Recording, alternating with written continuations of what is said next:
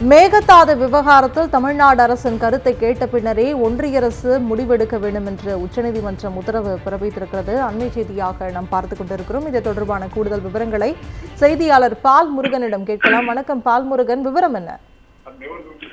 அதாவது மேகதாது அணை கட்டுவதற்கான விரிவான திட்ட அறிக்கையை தாக்கல் செய்வதற்கு அனுமதி வழங்க வேண்டும் என்று கர்நாடகா தொடர்ந்த வழக்கினுடைய விசாரணை தான் இன்று நடைபெற்றது. ஏற்கனவே தமிழ்நாடு அரசும் இந்த அணை கட்டுவதற்கு எதிர்ப்பு தெரிவித்து மனுக்களை தாக்கல் செய்திருந்தது. இன்று வழக்கு தலைமை நீதிபதி அமர்வில் விசாரணைக்கு வந்த போதுதான் மேகதாது அணை கட்டுவதற்கு தமிழ்நாடு அரசு கடும் எதிர்ப்பு தெரிவித்தது. ஏற்கனவே உச்சநீதிமன்றம் 2014, 2018 ஆண்டுகளில் விரிவான உத்தரவுகள் பிறப்பிக்கப்பட்டிருக்கிறது.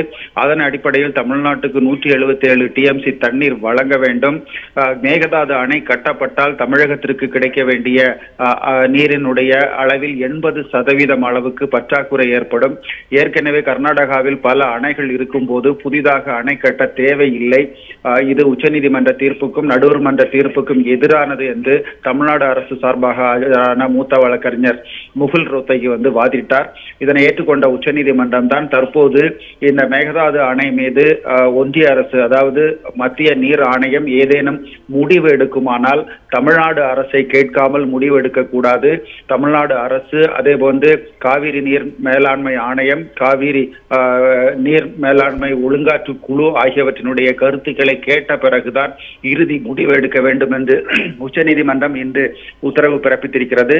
அது மட்டுமல்ல, ஏற்கனவே உச்சநீதிமன்றம் வழங்கிய தீர்ப்பின் அடிப்படையில் உரிய நீரை தமிழ்நாட்டிற்கு கர்நாடகா திறந்து விடவில்லை என்றால் அது நீதிமன்ற அவமதிப்பாகும் என்றும் உச்சநீதிமன்றம் இன்று தெளிவுபடுத்தியிருக்கிறது. இந்த விவகாரங்களில் ஏதேனும் பிரச்சனை ஏற்பட்டால் தமிழ்நாடு அரசானது காவிரி நீர் மேலாண்மை ஆணையத்தை நாடலாம் என்றும் உச்சநீதிமன்றம் இன்றைய தீர்ப்பில் உத்தரவில் தெரிவித்திருக்கிறது. தற்போது இந்த மேகதாது அணை விவகாரம் குறித்து ஏதேனும் முடிவை ஒன்றிய நீர் ஆணையம் எடுக்குமானால் தமிழ்நாடு அரசினுடைய கருத்தை கேட்காமல் எடுக்கக்கூடாது என்ற ஒரு உத்தரவை உச்சநீதிமன்றம் இன்று பிறப்பித்திருக்கிறது. சந்தியா, மேகதாது விவகாரத்தில் தமிழ்நாடு அரசின் கருத்தை கேட்ட பின்னரே ஒன்றிய அரசு முடிவெடுக்க வேண்டும் என்று உச்சநீதிமன்றம் உத்தரவு பிறப்பித்திருக்கிறது. இது தொடர்பான கூடுதல் விவரங்களை வழங்கியதற்காக நன்றி பால்முருகன்.